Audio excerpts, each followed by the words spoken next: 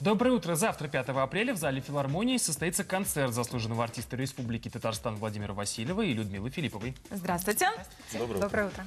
Осенью 2011 года, насколько я знаю, состоялся первый концерт в рамках вот этой вот программы. Тогда с оркестром «Казан Нуры» Расима Ильясова в вашем исполнении прозвучали русские народные песни. Чем будете радовать слушателей в этот раз? Ну, на самом деле этот проект возник чуть менее года назад. Это был концерт «Русские народные песни и старинные романсы» в сопровождении оркестра народных инструментов «Казан Нура», дирижер Расим Ильясов.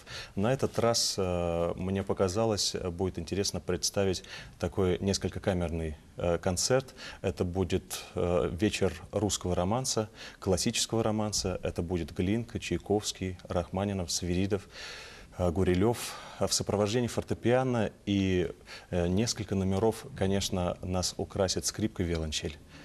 В этом концерте рядом со мной на сцене весь вечер будет Людмила Алексеевна, замечательная сопрано, замечательный человек, педагог. Ваш педагог?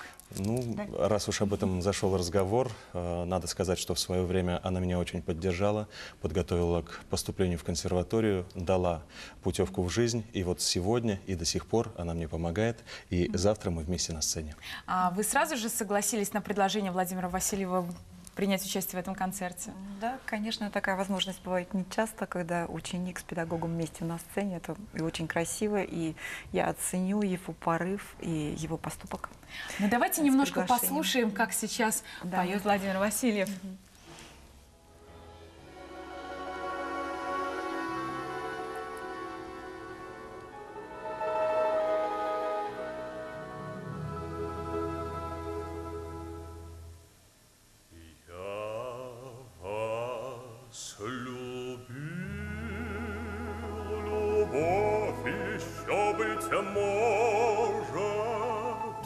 В душе моей угасла не совсем,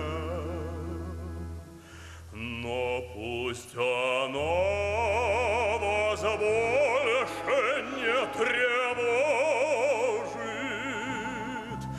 Я не хочу печалить вас ничем.